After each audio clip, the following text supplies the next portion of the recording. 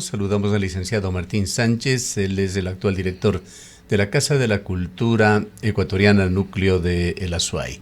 Bienvenido, licenciado Sánchez. Quisiéramos conocer su punto de vista, que lo hemos escuchado ya parcialmente en este medio de comunicación en declaraciones suyas, hablando sobre la nueva coyuntura, el Ministerio de Cultura, un pequeño ministerio absorbido nuevamente por ese gigante ministerio, uno de los más grandes de Ecuador, el de Educación.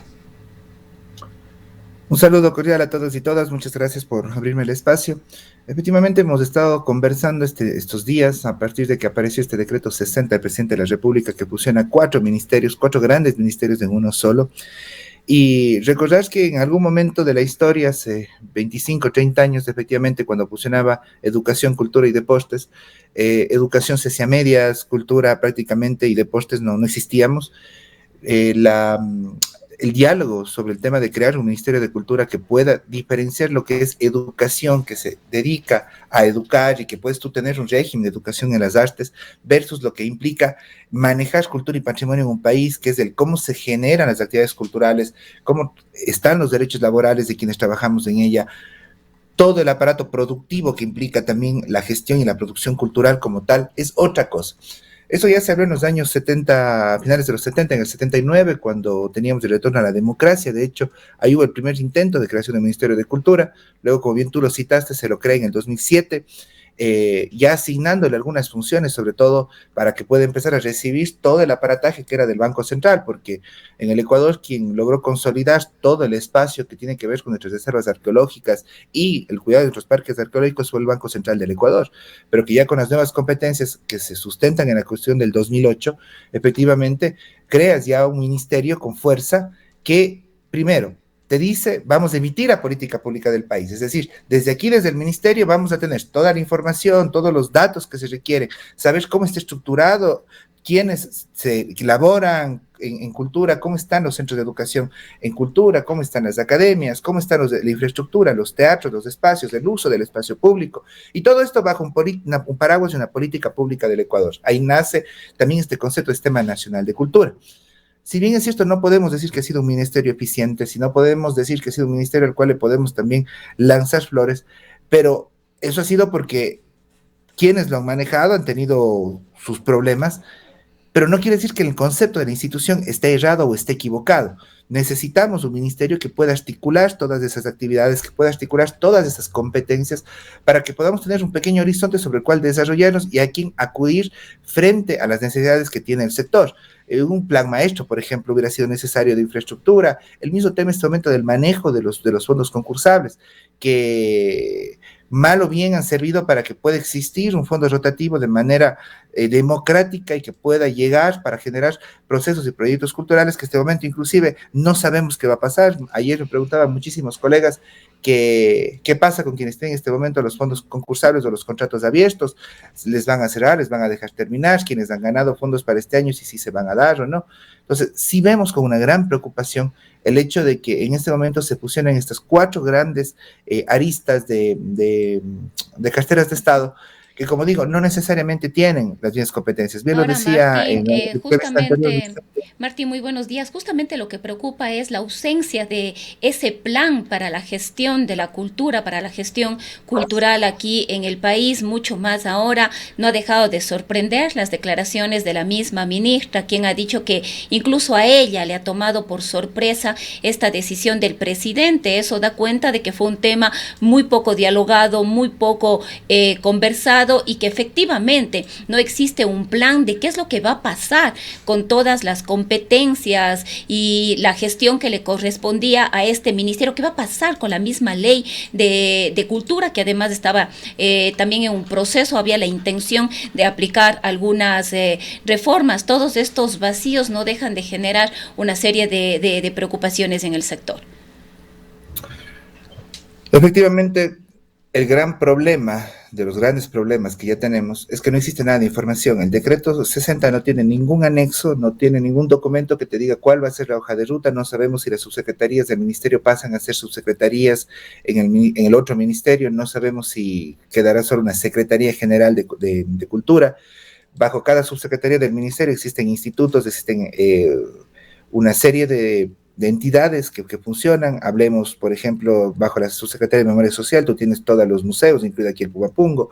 Bajo la Subsecretaría de Artes de Innovación, tú tienes la Orquesta Sinfónica de Cuenca, la de Loja. Entonces, hay toda una institucionalidad que en este momento no sabe qué va a pasar, no sabe hacia quién se va a dirigir, y que efectivamente eso va a limitar estos servicios públicos o este acceso que tenemos los y las ciudadanos a este tipo de servicios públicos. Pero partamos, licenciado Sánchez, de la situación actual. ¿Qué es lo que ha justificado esa queja permanente de los artistas, de los gestores culturales? Lo recordamos particularmente en la época de la pandemia, que era realmente lamentable escuchar a cualquier artista, emprendedor en estos temas de cultura, su situación, que ha puesto incluso en gravísimo riesgo su propia supervivencia. ¿Qué es lo que pasa con la cultura? Cuéntenos también de los presupuestos de la Casa de la Cultura Núcleo de la SUAY, de esas acciones del centralismo, del control central de emprendimientos locales, en la venta de sus libros, hasta los arriendos de sus salas debían ir a Quito, y entendemos que ese es el modus operandi. Mira, justo mencionaba esto ayer, y es que nosotros propusimos el proyecto de reformas de la Ley Orgánica de Cultura, que se trató en octubre del año pasado. Lamentablemente, una vez que pasó el proyecto de reformas, del presidente dio un veto total a la ley. ¿Y por qué dio el veto total a la ley? Porque simplemente estaba peleado por el gobierno con la Asamblea Nacional y vetaban todas las leyes que pasaban. Y nosotros aquí habíamos propuesto un cambio en una palabra, que era pasar de desconcentrados a descentralizados, porque al pasar a ser descentralizados ya no dependíamos de Quito y podíamos tener una autonomía total. Y es aquí la importancia de las palabras que existen, de palabras tan pequeñas, y de poder leer y revisar exactamente qué es lo que se aprueba. Lo que estamos viendo nosotros ahora, y es lo que deviene para el decreto 60 de la fusión de los ministerios, es una Asamblea Nacional que vota por votar, que solo levanta la mano, que no analiza, que no estudia, que no está pensando lo que está aprobando. Y esto lo hemos visto en las últimas 4 leyes que han allanado el camino para que pase lo que está ocurriendo en este momento con esta posibilidad de fusionar las entidades de esta manera. ¿A qué me refiero? Una asamblea que le dice sí a todo al presidente, como digo, sin ningún tipo de debate, y que ha aprobado 4 leyes desde mayo para acá, que además son leyes que hablan de papas, pero reforman hortalizas. Leyes que hablan de un tema y terminan reformando otro montón de cuerpos normativos, con palabritas pequeñas que han ido provocando cambios sustanciales en este momento en la administración pública, y que con eso vemos la gran preocupación. Tú me hablas de presupuestos. En la ley anterior se aprobó varios artículos que le permiten al presidente reducir aún más los recursos, porque es finanzas a quien le dan esa potestad, que ya la tenía, pero ahora la tiene con menores restricciones. Tú le diste la potestad al presidente hace 3 meses de poder fusionar entidades creadas por ley. Esto quiere decir que el día de mañana el presidente igual puede fusionar, en este caso la Casa de la Cultura, así como universidades u otros organismos que hemos sido creados por ley, y es lo que estamos viendo ahora. El decreto de optimización del gasto público, perdón, la ley de optimización del servicio público, el gasto público, con el decreto 57, que si ya lo hemos leído, que reforma una serie de temas de contratación pública, que tiene que ver con los procesos de ejecución presupuestaria, que tiene este tema del régimen laboral, abre puertas para que sigan pasando temas de vulneración de derechos, que hay que irlos analizando. Yo te voy a poner un ejemplo, y me voy a salir un poquito de cultura, pero para poder regresar al análisis, con el tema de la desvinculación de servidores. Tú hablas de quitarle los derechos a la gente que tiene servicios profesionales, lo decía ya Vicente en la entrevista anterior, pero lo que no estamos viendo es que al quitarle, o al poder tú despedir a una persona de servicios profesionales de esa manera, primero lo que tú haces es que ya no salgan concursos, sino que tú puedas únicamente de un dedazo retirar una persona, poner otra.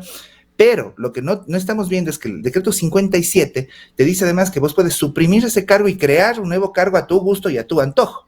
Entonces, eso no se está diciendo, o no se está diciendo, por ejemplo, cómo este tipo de eliminación de derechos laborales en los servicios provisionales lo que te va a permitir es regresar a una política que fomentaba el acoso y el abuso en las entidades públicas, porque tú puedes poner como jefe una persona, sí, que está dependiendo de vos de ese trabajo y que efectivamente está a merced de un jefe, una jefa que pueda tener temas de abuso, temas de acoso sexual y demás.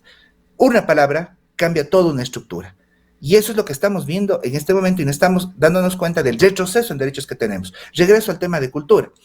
la eliminación, en este caso del ministerio, bajo este decreto, más la suma de todo lo que te está diciendo en este momento el decreto 57, que es el reglamento a la ley de del servicio público, lo que hace es que básicamente puedas despedir desmedidamente a los funcionarios, cerrar las subsecretarías y dejar una serie de espacios únicamente con bodegueros y cerrados. Pensemos en todo lo que pasa con las reservas arqueológicas del país en este momento. Sin la Subsecretaría de Memoria Social y sin la Subsecretaría de Patrimonio, pierdes los entes reguladores que están por encima del INPC. Ahora, para poder generar política pública y el manejo de estos espacios, y por tanto también ya un poquito en perspectiva el tema económico, que es el que le había preguntado, esto del centralismo.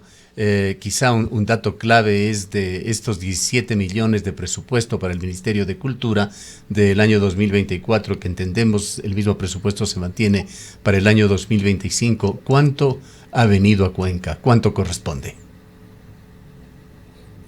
En Cuenca, tú únicamente el presupuesto que el ministerio te asigna es para el manejo del Museo Pumapungo y para la Orquesta Sinfónica de Cuenca. No pasa más allá de ese presupuesto, no tienes un recurso asignado. ¿Podemos tener algo de cifras? No tengo el dato exacto, pero entiendo que de la Orquesta Sinfónica supera el $1.000.000, que básicamente se va en el pago de los 60 músicos y personal de la orquesta, y entiendo que el Pumapungo es un presupuesto inferior a los 400,000, pero no tengo el dato exacto de lo que es Ministerio de Cultura aquí en Cuenca. ¿Y la Casa de la Cultura cómo se maneja? La Casa de la Cultura, para que tengamos una idea, pasó de $24 millones en los últimos 10 años a un presupuesto de $11 millones. ¿Esto a nivel nacional? A nivel nacional, 11 millones, bajó a $11 millones. A nivel de lo que es nuestra provincia de la Azuay, nosotros estamos en este momento con una proforma de $830,000.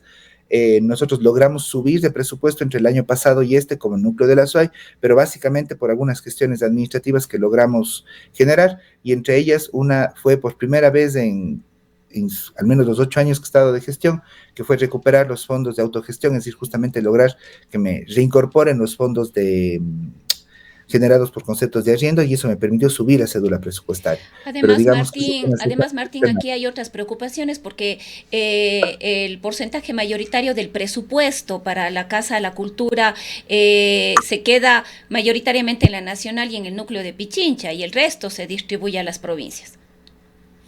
Es una preocupación que le hemos tenido siempre, lo he conversado en todos los diálogos. Efectivamente, más del 50% se queda entre la sede nacional y el núcleo de Pichincha, y el resto de provincias recibimos menos de ese 50%. El Azuay, como digo, nosotros llegamos a cerca de un 2.5% en este momento. Cuando yo ingresé estábamos bordeando el 2%, hemos subido un poco, pero como digo, ha sido fruto de algunas gestiones nuestras. Pero en general eso es una realidad que está, y como digo, y es porque la ley tiene una palabra que dice desconcentrado en lugar de descentralizado. Si hubiéramos cambiado y hubiéramos logrado que la Asamblea y el presidente aprueben ese cambio, en este momento nosotros tendríamos un presupuesto mayor y no dependiéramos de Quito absolutamente para nada. Pero esa palabrita, una palabra que puede estar en un cuerpo normativo, es el que nos da toda esta estructura. Por eso digo, lo importante que es ver qué se está aprobando en la Asamblea Nacional en este momento, porque cada palabrita que la Asamblea está aprobando sin debate, sin análisis, son las cosas que luego vemos reflejadas en este tipo de acciones que van perjudicando y van haciendo el retroceso de derechos. Muchas veces como ciudadanos no leemos precisamente todo lo que se está poniendo y no vemos las implicaciones a largo plazo. Y es una palabra la que te cambia absolutamente todo el modelo. En el caso de lo que desde la ciudad de Cuenca, la Casa de la Cultura o alguna institución ha interpuesto alguna acción de protección o algo por el estilo en cuanto a la fusión de los ministerios. Nosotros no podemos directamente como entidad pública demandarle al Estado. Recordemos el caso de este juez que le demandó a la Corte, tuvo que sacar vacaciones, salir y como ciudadano demandarle, porque no estás facultado a hacerlo directamente como entidad. Pero el día de ayer que tuvimos asamblea provincial, sí hablamos que desde los artistas y los gestores, con el respaldo de la institución, se puedan empezar a tomar acciones legales, jurídicas, tanto de inconstitucionalidad por el tema regresivo de derechos, como de acciones de protección frente a los riesgos que empiezan a tener nuestro patrimonio y nuestras actividades. Como Casa de la Cultura, si bien es cierto, somos autónomos frente al Ministerio de Cultura en términos de decisiones, pero sí dependemos de los informes técnicos del Ministerio para la asignación precisamente de recursos, para la asignación de fuentes de financiamiento, para los avales técnicos. Entonces, el cierre del Ministerio de Cultura ahorita lo que nos deja a nosotros es básicamente con una posibilidad de que al no tener estos elementos técnicos puedan fácilmente recortarnos aún más presupuesto del que ya tenemos recostado. Ahora, Martín, yo quisiera tocar otro tema que ha generado también enorme preocupación en el sector no solo cultural de la ciudad de Cuenca, y es lo que viene ocurriendo con el Archivo Nacional de Historia de Cuenca de la Casa de la Cultura. La Casa de la Cultura Núcleo de la SUAY, usted como titular ha firmado un convenio con una organización religiosa internacional que ha motivado que un grupo de personas interpongan una acción para evitar que este convenio se dé. Pues hay varias preocupaciones en lo que será la digitalización de estos bienes del archivo, que como decimos va a estar a cargo de esta corporación extranjera, y lo que preocupa es que esta organización extranjera sería, de acuerdo a los términos de este convenio, la única propietaria de estos documentos que serán digitalizados. Algunas personas expertos en el tema que han podido hacer la revisión, entre ellos René Cardoso, Esteban Herrera, han dicho que habrá que pedirle autorización a esta organización extranjera para hacer el uso de los mismos. Y otro de los temas que preocupa profundamente es que no se establecen los protocolos técnicos para la selección, manipulación y estos procesos de digitalización en documentos. Algunos de ellos datan del siglo XVI y que son realmente valiosos y que deberían estar en manos exclusivamente de expertos. ¿Qué nos puede decir usted al respecto? Bueno, en primer lugar, tú ya pones el titular, ¿no? Dices, de enorme preocupación. Bueno, ha habido una enorme preocupación, hay incluso una medida cautelar, hay artículos, hay editoriales. No hay medidas cautelares, estimada Rosana, hay que ver bien información, siempre te he dicho que contrarrestemos conmigo primero, porque... Por eso estás aquí, Martín, para que puedas aclarar el tema. Pero ya que estamos aquí, podemos contrarrestar directamente la información, como tiene que ser desde un primer momento. Los ciudadanos han solicitado medidas cautelares, las medidas que fueron negadas de manera inmediata por el juez, porque no hay un tema de vulneración o que ponga en riesgo el patrimonio, entonces no hay medidas cautelares y hay que utilizar muy bien los términos. Lo que sí se convoca a una audiencia, que es el día de hoy a las 15:30, porque efectivamente los ciudadanos, las ciudadanas, todos tenemos el derecho a expresarnos libremente y a plantear las acciones que correspondan. A mí me hubiera gustado muchísimo que tanto René Cardoso como todos los académicos se hayan acercado a dialogar conmigo y hubiéramos trabajado, inclusive, si es que consideran que hay algo que corregir dentro de este convenio. Family Search, que es la empresa con la que firmamos este convenio. Perdón, ¿cuál es el nombre de la empresa? Family Research. Family Search. Tienen una experiencia en más de 50 países. De hecho, tienen una subsidiaria, además en Perú, que es experta en términos de patrimonio, que eso también nosotros revisamos, que están en los anexos, que no nos han pedido, que no se han solicitado. Y se está malinterpretando una serie de temas que dicen en ese convenio. Lo que el convenio te establece, en primer lugar, es algo que es muy claro. Uno, la tenencia del archivo le pertenece a la Casa de la Cultura, porque por constitución, cualquier bien patrimonial le pertenece al Estado ecuatoriano, a todos los ecuatorianos en general, en concepto. Por tanto, no se puede entregar la tenencia de un archivo, no se puede entregar la tenencia de un bien patrimonial, ni siquiera tú puedes transferir de dominio a nivel interno, mucho menos dar a una persona externa. Segundo, se ha hablado y hemos usado palabras como privatizar. Una puntualización en esto. Estos archivos, como cualquier otro bien cultural, no le pertenecen literalmente a la Casa de la Cultura, pero sí le dan potestades de custodia, eso sí. Nosotros somos tenedores custodios, exactamente lo que digo. Correcto. Bueno, es muy diferente.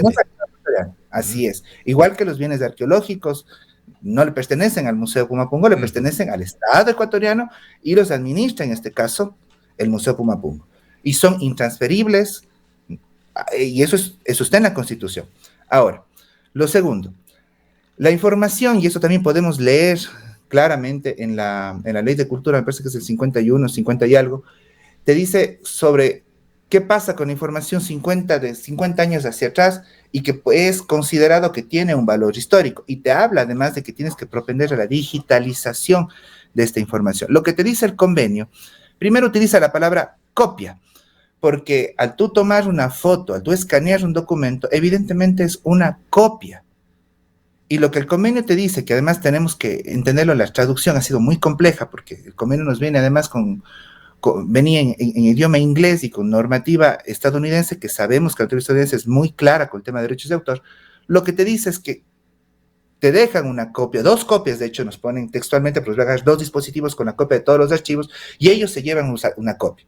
lo que te dice es que ellos son dueños de cualquier investigación que salga de lo que ellos hagan con sus copias, al igual que nosotros y cualquier autor ecuatoriano, cualquier investigador, es dueño de lo que haga con las investigaciones que salgan de esas copias. Es decir, de la investigación de esos documentos, cada quien es dueño del derecho del autor, porque la información no le pertenece a nadie, le pertenece, en este caso, al Estado ecuatoriano, y es lo que pasa en este momento. Si tú llegas a hacer una investigación en el archivo histórico, como Gustavo, tú entras, tú ves los documentos, tomas las fotografías, haces el trabajo, que manipulas los documentos, que eso es lo que queremos evitar con la digitalización.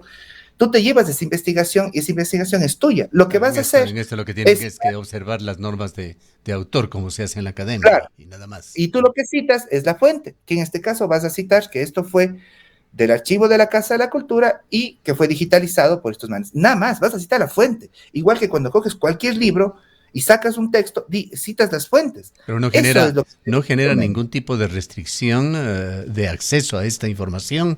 El hecho de tener estas 3 copias, puede ser 3 copias que puedan estar bajo llave en un cajón, o podrían ser 3 copias que estén disponibles para el público en este universo de la información, que son las redes sociales. Eso es lo que dice el temas también que preocupa, Martín, el que dice que también aquí este es justamente uno de los temas también que preocupa, y en los análisis que ha hecho, por ejemplo, Esteban Herrera, dice que el acuerdo con dicha empresa posee vacíos legales garrafales que podrían ir en contra de quienes quieran acceder a estos fondos digitales.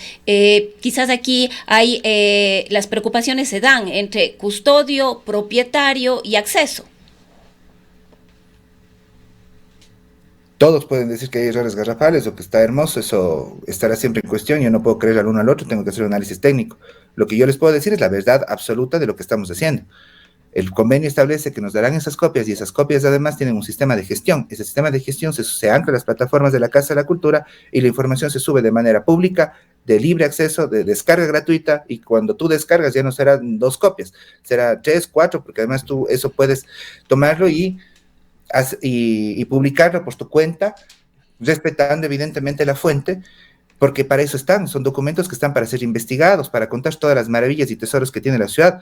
Lo que propende la investigación en este caso es que tú tengas que dejar de ir al archivo a buscar, a abrir directamente los documentos, a manipular los libros, porque cada vez que abrimos y manipulamos uno de estos libros, estamos destruyéndolos, porque son libros, como tú bien citaste, Rosana, de 1563 del primero. Cada que se manipule ese documento, vamos a tener un deterioro del mismo. Y estos libros, además, una pregunta adicional, ¿estos libros se encuentran en condiciones adecuadas? ¿Están mantenidos en cuartos con acondicionamiento de aire, con medición de humedad relativa, una serie de técnicas que tienen que utilizarse para proteger documentos históricos?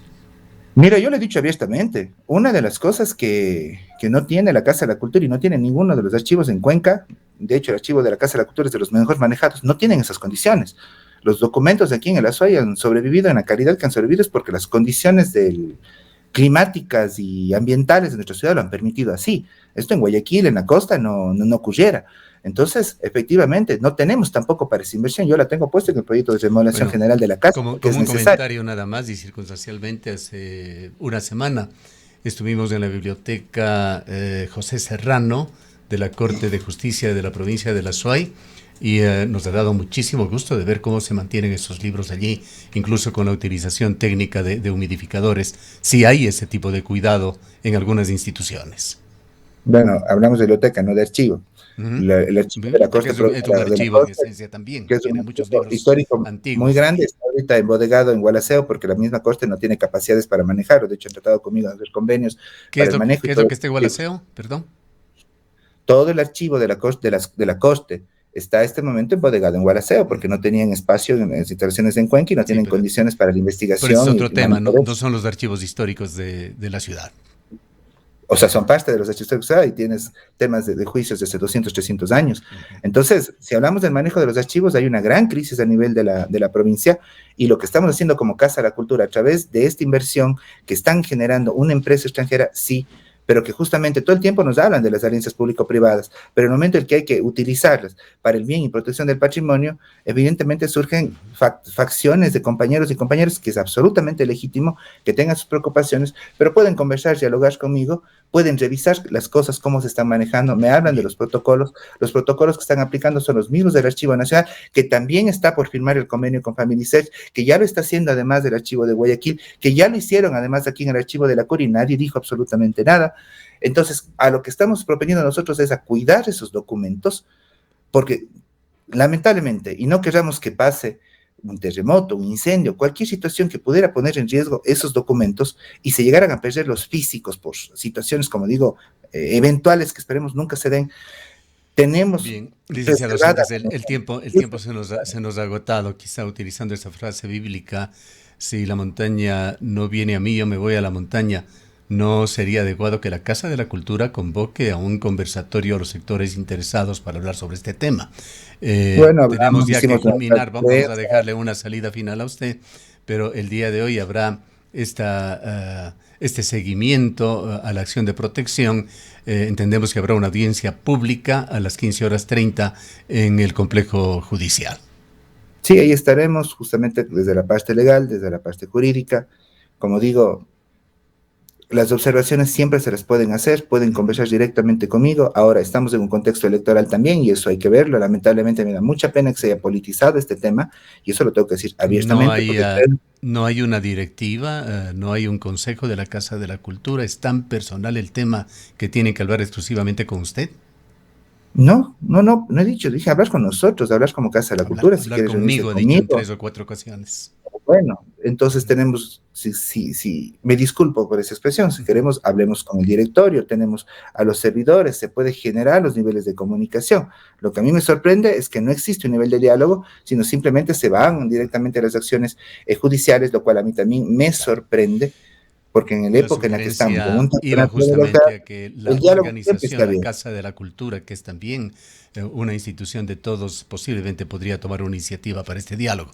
Estaremos gustosos de abrir algún otro espacio en este momento, pero desgraciadamente no tenemos más tiempo. Pero seremos Gustavo con eso. Sí hubo un proceso de socialización que se convocó, estuvo convocada la gente para la familia. Ustedes mismos como Antena 1 no van a nuestras ruedas de prensa, ahí se dio información de primera mano, es decir, no se ha hecho nada por debajo de nadie, más bien todo se ha hecho de frente y siempre, además con la participación ciudadana.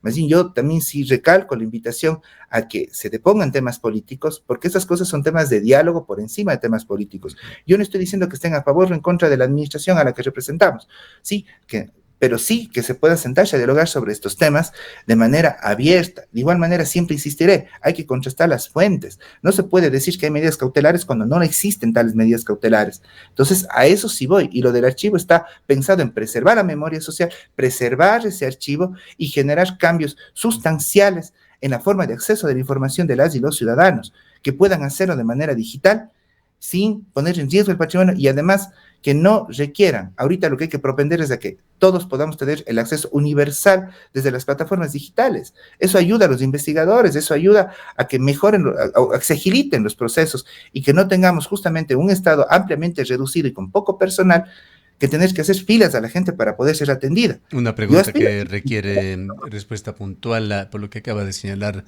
el licenciado Sánchez, una acción de protección, que es lo que se ventila en audiencia pública el día de hoy, ¿no es una medida cautelar? Le pregunto. No, la medida cautelar es que tú suspendas inmediatamente cuando lo el que juez decide. Mientras se resuelve la acción de protección. Esa es una medida cautelar, es para precautelar, para que no continúe una acción que tú consideras que no está correcta.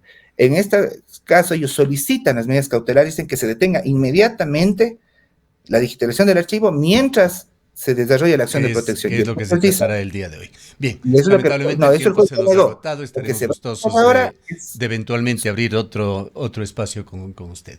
Le agradecemos. Encantado, mi querido Gustavo, encantado, Rosana. Declaraciones del licenciado Martín Sánchez, él es el director de la Casa de la Cultura Núcleo de la SUAY.